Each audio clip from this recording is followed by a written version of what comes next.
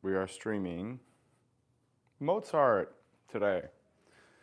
I am simply going to be practicing from the ground up, meaning today is officially the first practice session on this part of the piece, and I'm going to do everything I would do on a very small amount. So 2, 4, 6, let's just pick 6 measures. Already one of my habits is to predetermine the length you're going to practice on for each section or for each repetition, and then go one note more than that. So I'm going to be playing measure 130 to 135 and ending on the first note of measure 136, because one of the things that ruins transitions the most is when you can only play to the end of a section and then you forget to practice the transition. So basically, I like to go through and just write fingerings through everything. So I just like hand separate sight reading to get familiar with the patterns and determine fingerings right away. So that's what I'm going to start with. So here we go.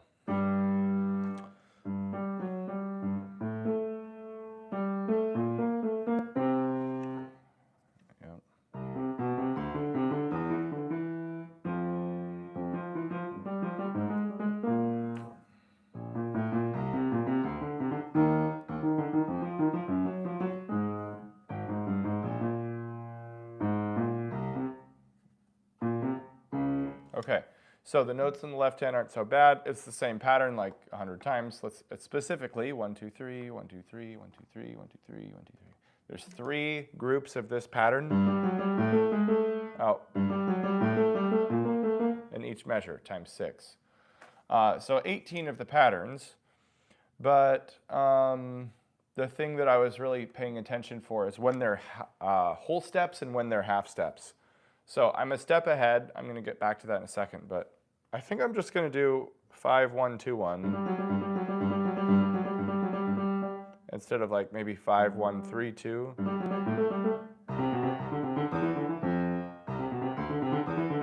Actually, I kind of like that, to be honest.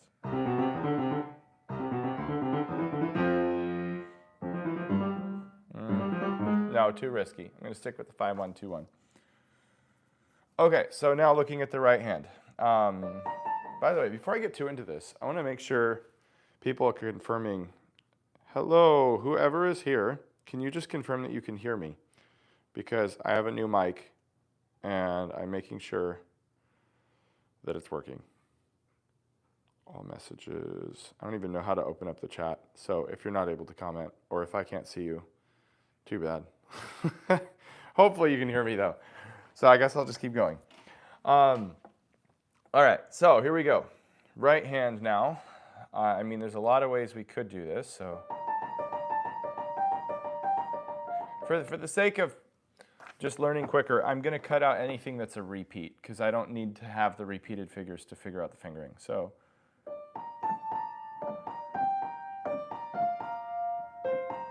actually, feels pretty good. Oh, yeah, it's better than 5 on top for sure. Okay, so 4, 3. I write in all of my fingerings on.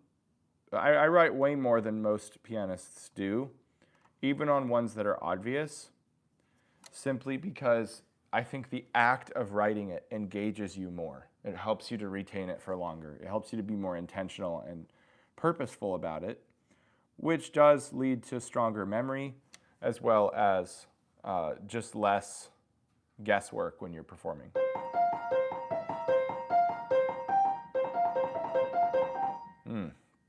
That one's pretty stiff. Let's see. But I don't like the weakness of 4. Yeah, I'll keep 5 on that one. Okay. Oh, especially where the next measure is.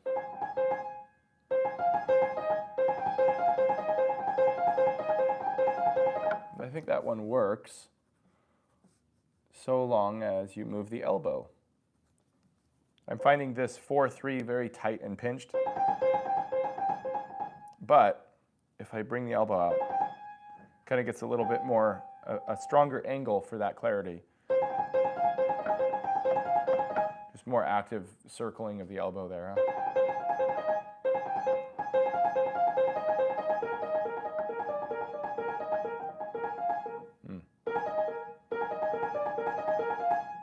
Yeah, it's pretty good. It's consistent with the two measures before, which is the same pattern. When you have a repeated pattern, it's good to use the same fingering, even if it's in a different key, unless there's like some really obvious reason not to, because it just, again, it helps with memory retention. The less things you have to memorize. So same pattern, same fingering.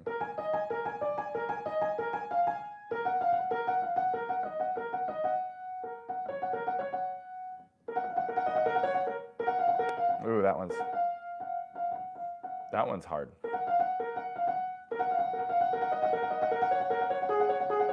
I don't like that at all. But I don't know what else to do. It's really tight with the black-white key pinch here. I'm not finding a good angle.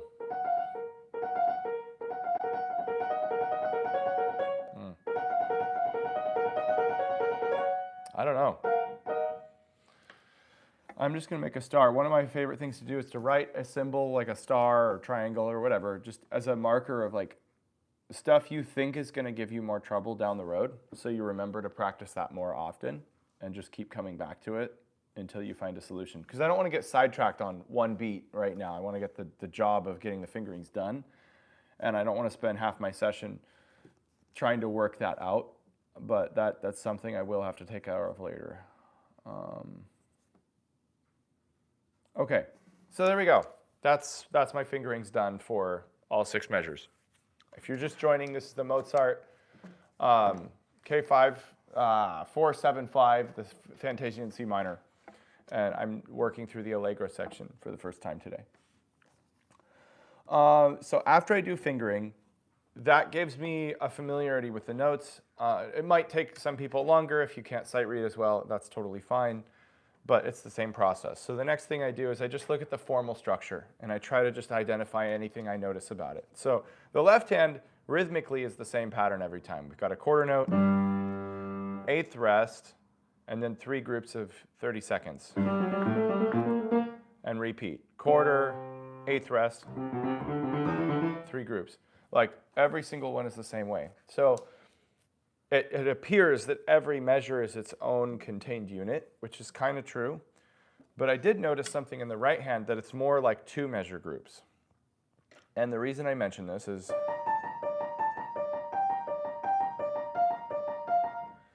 this has 2 of each pattern. So we've got the A natural, G, F, 2 of each. And then the next one is like almost identical, except it changes more often. So you go F, E, and then instead of 2 of the last one, it changes F, G. So that one little change at the end kind of causes a disruption to the form, and that's functioning as a punctuation marker for the 2 measures. So I'll try to hold score up for a second here for those that want to try and follow along. So basically, see left hand, 1 measure, 1 measure. Right hand, we've got that, again, A, G, G, F, F, and those are all going down. But this one, I notice, you get F, F, E, E, and then he reverses the direction, F, G, hidden in the middle here. So you've got down and then up. And that pattern break is why I would actually tie these as a group of 2 measures, because it's not until the end of the 2nd measure that we break the pattern, and that causes the ear to sort of like reset, so to speak. And I noticed this both times.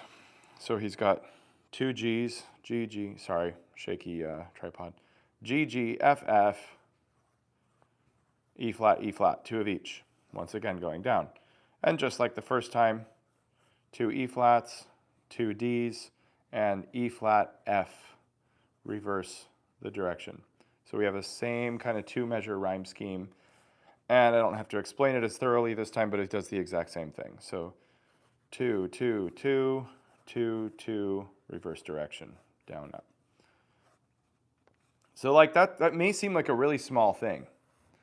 But that's, in my book, that's really major because it breaks 6 measures of monotony into 3 groups of 2 measures, which, again, helps you to memorize in smaller chunks, helps you to have little practice sections if you don't want to always play like 6 at a time, and all sorts of things. And even helps the ear to listen for something different than just the body going through these motions, right? So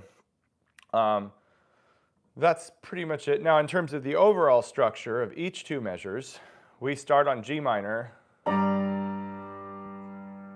and then on the next set of 2, we're on F minor, which is lower, and on the third set of 2, we're on E flat minor, which is lower yet. And I see that on the transition measure, it's going to be D flat major. So ultimately, we're moving down. That's also what I mean by bird's eye view. People get caught up in every detail and every note, but I try to just see like, what is the general gesture doing here? So we go higher, lower, lower, lower, and very significant here, minor key, which causes, you know, that sort of more dramatic, sad vibe. Now, again, very dramatic. But measure 136, major. Ooh, that's nice. It's got like this little glimmer of hope in there. And so I kind of see that, ultimately, is that Mozart doesn't give any dynamics here except forte for the whole section. But obviously, we don't want every note and every measure equally forte. So I would see it as like the biggest drama is right at the beginning. And we're coming down, and we're resolving, almost pushing toward piano. And then we can like come up again later. That's at least my overall plan for it right now. In terms of structural concerns, there's really nothing else that's significant about it. Again, there's 2 measure rhyme schemes, so we kind of have like going down, going up. I might do something like, and then a little crescendo in order to prepare the restart or something. So yeah, that's actually nice.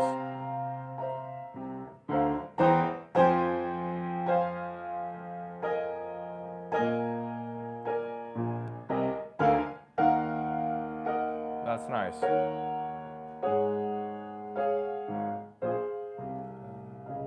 And then resolving. So kind of like I'm now starting to think, what does the structure actually mean for my performance? Still in the mode of like the analysis of it, the structure, but none of that does any good for you if it's just head knowledge on paper. You have to think, because he does it in sets of 1 in the left hand, but sets in 2 in the right hand, I'm going to do this dynamic scheme to represent that.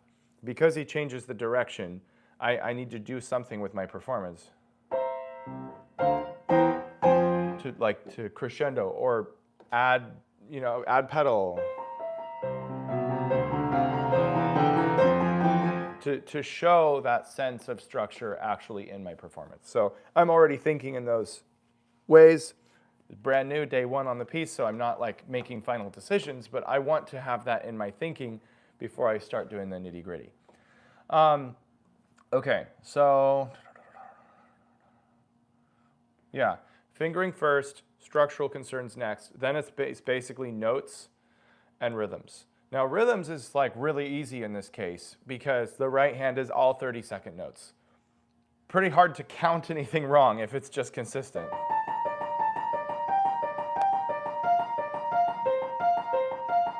And you just stay regular, that's it. Now, some might have a little bit of trouble with the left-hand rhythm, but I'll show you how easy this can actually be. If you have a situation where one hand is the faster hand and it's consistent, you just look at the left hand and say, well, how does this fit into that? So, I mean, it's still good to know that it's 3/4 time, that this is a beat, that that's half a beat, this is half a beat, and these 2 groups are 1 beat. So beat 1, beat 2, beat 3, and then 2 and 3 and. It's good to know all that. But you actually don't even have to. If you just line up everything vertically, and keep going regularly with the right hand, and this lines up, and that lines up, and that lines up, then you're going to actually get the 3/4 time element. Where it's helpful to know the beat and the pulse is like the overall feel and the dynamics and that sort of thing. But overall, it's actually, in terms of just getting the actual amount of times correctly in this passage, because one hand is consistent, that's all you need to do. So there's really hardly anything I need to do. Actually, in my case, there's nothing I need to do to understand the rhythm. But in terms of the notes and the pitches, here's where I jump into memorization mode. I've used my ARM method before. The few people that are watching right now, I'm sure you've probably seen other videos of mine. If you're jumping on a live stream, most likely you've heard of my ARM memory method. So I'm not going to explain it other than the fact that I'm looking at the music and then I'm alternating with memory reps. I'm going to try to get this whole bad boy memorized in one go. Normally I would do small chunks, but because it's very patternistic, I already feel like I quite well understand it, and there's not much to it. I think I can get it in one go. So here we go. I'm going to read through it once. Actually, I was going to try and simplify it. I'll just play it as written.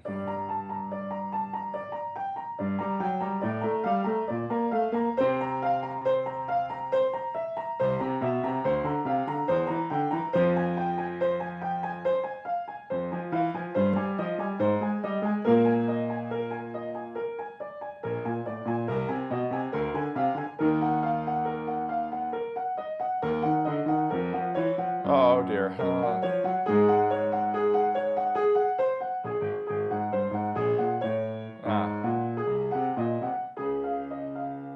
And then I didn't decide on fingering on the last note. I guess 5/3 on top. Okay, now normally here's why I would jump immediately into memorization. Though I'm already aware of 3 mistakes I wasn't sure of while I was doing it, and I wanted to keep the flow. So I'm going to go look at those first and then try it by memory. Backing up 1. Yeah, I even wrote in this flat in the left hand, and it just still feels weird to me. I just got to remember that one. So here we go. White key, black key. Okay, so that one should be fine. There was, for some reason, this measure before was just a little too fast to process in real time. I missed that flat as well. So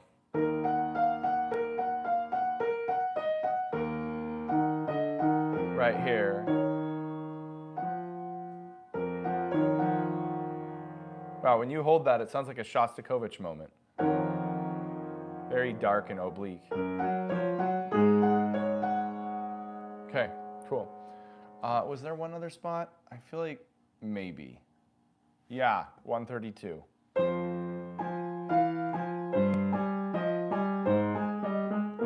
I was in denial that it could be all white keys, but in fact it is on those 8. So I'm just going to even write a note, all white. Anything you can do to write in, to keep yourself engaged, to stay focused on what you're doing is going to make your practice more effective. So even a simple thing like just writing in a note like that, I'll probably erase it in a couple days. Like it won't be valuable for me in 3 months, but like right now, it's doing the job. Okay, so wish me luck. First rep by memory, which is my second rep total. Here we go.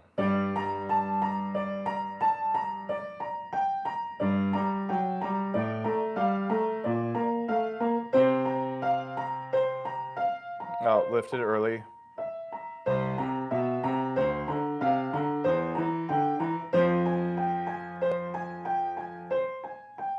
Oh dear. No, that's wrong.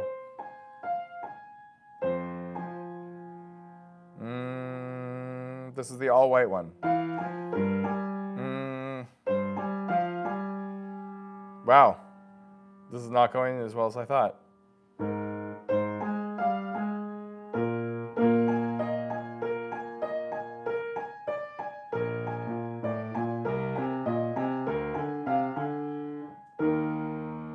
E flat minor, yep. Shostakovich.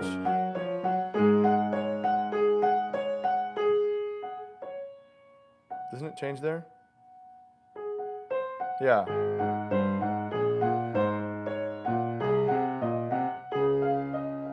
Okay, we made it. We made it. That was rough. In some ways it went better than expected. In other ways it was awful. So that's the point though, is the ARM method, you're alternating on purpose, so you highlight immediately what you don't know. And that gives you focus for the next time you look at it. So I'm just going to be very intentional and talk out loud, again, to keep myself engaged, so that I am much more aware and intentional about fixing what just felt weird. One topical issue that was the whole time is because I'm going slower, the tempo doesn't feel right to me. And so I'm lifting at the wrong times in my left hand. One of my favorite habits to learn rests is to just literally lift completely off the key, like even above this. When I play it, no way on earth I'm going up here. When I practice slow though, I do. Mark Westcott, my teacher, always used to say, put a pencil right here and squeeze the pencil to the point where it couldn't fall out.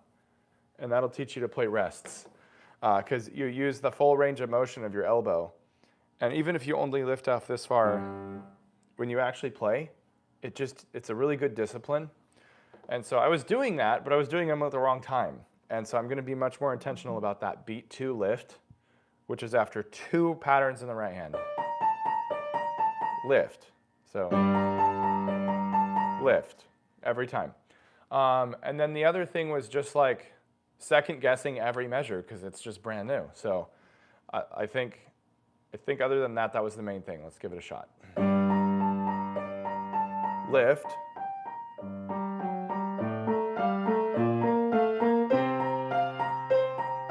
Lift.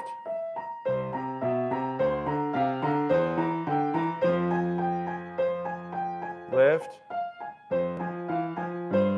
This was one I got wrong. I wanted to move the thumb and it doesn't yet. Okay, that's, yeah, all duly noted. Lift.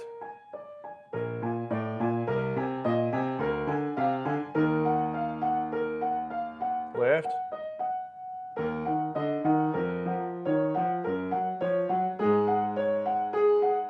Lift. That was also one I got wrong. I didn't want to move my second finger to the C natural for some reason.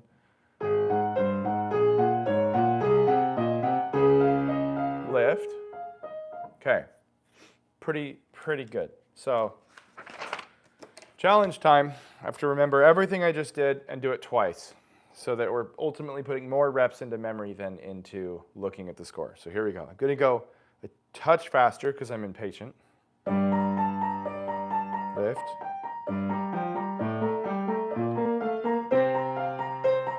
Lift.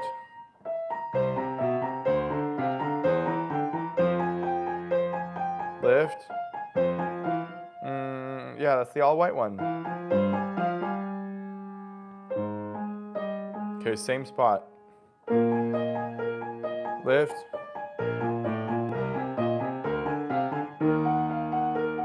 Lift. Oh, okay. I know what's going on.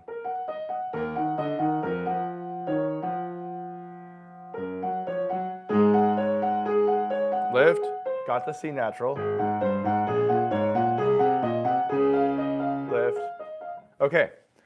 Way better. Still 4 or 5 little rocky spots, and I have to do it twice. So here we go.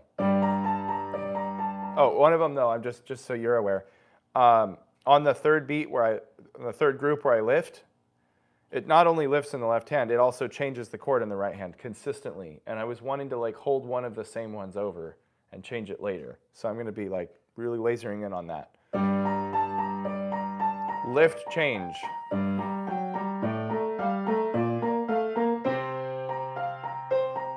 Lift, change. Wrong key. Lift, change.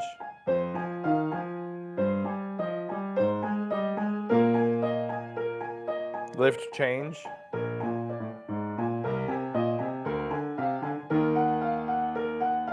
Lift, change.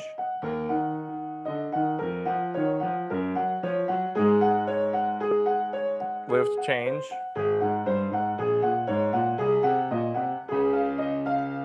Okay, getting so much better by the minute. So one more rep looking, and this time there's a few little issues I was having, basically either fingering or like the shape of the pattern and how it relates to the other hand. I was having a lot of trouble like remembering which ones are whole steps and half steps. So I'm just going to see real quick if there's a pattern. I'm going to look at the first one of each of the 6. So we've got a half step at first, second time, half step, third time, half step, fourth time, half step, fifth time, half step, sixth time. Okay, so there's my gold. Every single one, fortunately, there's no break to the pattern. They all start with a half step.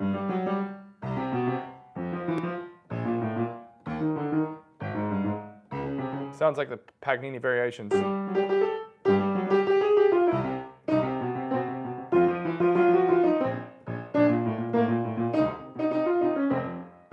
It's the same chord progression. Anyway, okay, so let's look. Down, up, down, up, down, up. Notice if you're familiar with the ARM, I'm modifying the strategy a little bit, spending a little more time looking, because I'm just like problem solving on the fly, like being more aware of what went wrong last time and having some fun with it. Practice should be fun. If it's not, you're doing it wrong. Absolutely, 100%, no matter what.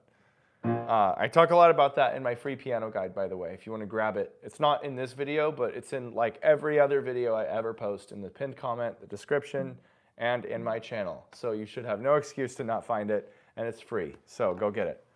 But anyway, okay, so I got that locked in. And then I think the only other thing throwing me off in the left hand,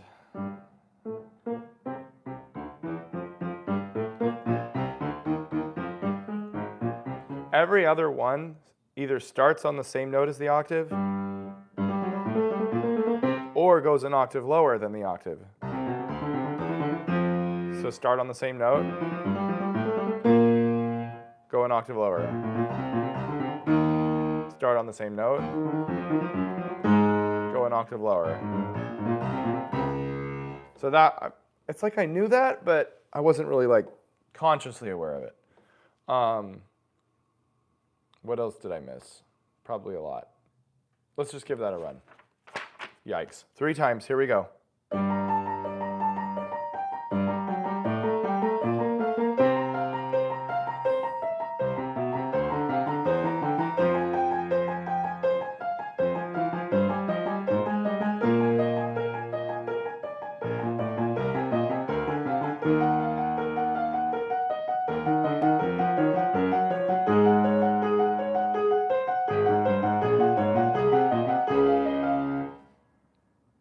Pretty darn good.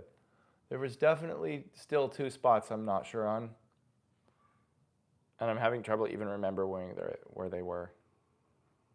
All right, I'll just try it again. And I'm going to do it a little faster to try to push myself into the discomfort zone. So here we go.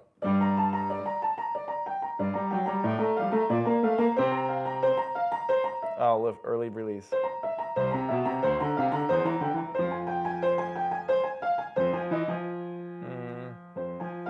F smash.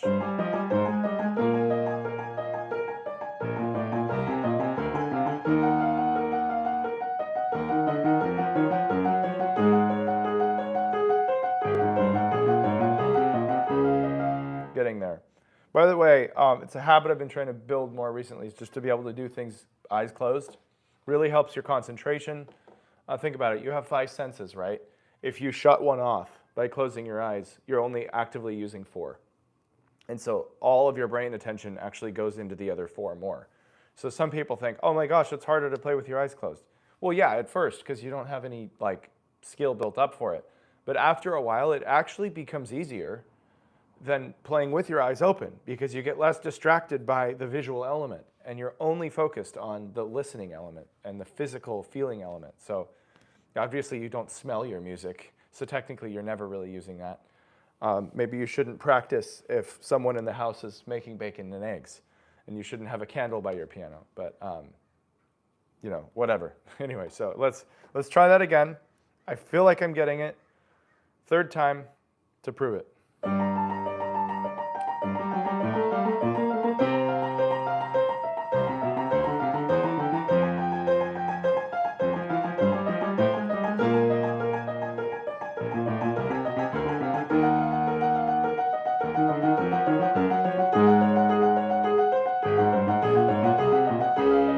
Okay.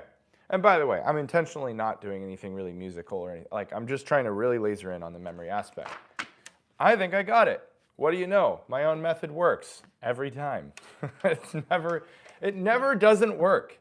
I've taught it to 6-year-olds. I've taught it to 92-year-olds. I've taught it to amateurs. I taught it to pros. And every single person that does the 10-rep ARM has the passage memorized as soon as they're done. I don't get why it works, but it does every time. So, I felt like really confident. Like I might have made a mistake or two, but given that I just started this passage like 20 minutes ago for the first time ever, and I have it memorized at near tempo, that's pretty darn good. I'm not going to go much more today. In fact, I'm probably at my time. I am. But I'm going to do it one more time just for fun and let it rip with the score. Even though I do have it memorized, it won't be memorized at like full confidence level. So here we go. 1, 2, 3.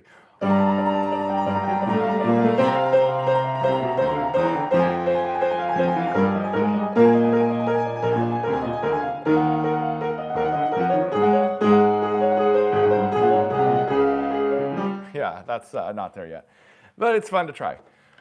Notice, if you've watched the whole stream, I did that once the whole time. I never, how do I word this?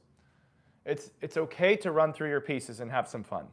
But if you make a habit of it, you're actually just practicing sloppy playing and mistakes. So that should be like 1% of your practice. I gave myself the reward, cherry on top of a really well-spent practice session, letting myself kind of like, imagine I'm a virtuoso for a minute. And it kind of made it sound like that. But it was very, very sloppy. It was too loud. There was no shaping. And I got a few wrong notes. Plus, I had to like literally force like slam just to stay in time, which all of that I'm going to work out as I speed it up with the real way you should do it, which is gradually and carefully and methodically, or using my up 3, down 1 method that I've made a video on before. And either way, it's okay every once in a while to just kind of see like, what does it feel like? You know, I'm learning Liszt Sonata right now, and same thing. I don't spend my time practicing it fast. But every once in a while, just for fun, you know.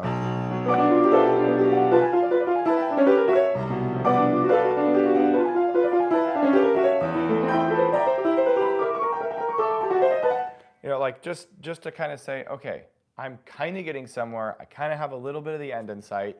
I'm still probably months away from actually doing that under control with the details I want. But I'm saying this because there's a lot of people who just spend more than half their practice time just noodling their piece, especially the stuff they're already good at. And I've always been saying for years, don't do that, right? So I have enough of a following at this point that I think people are actually taking me seriously.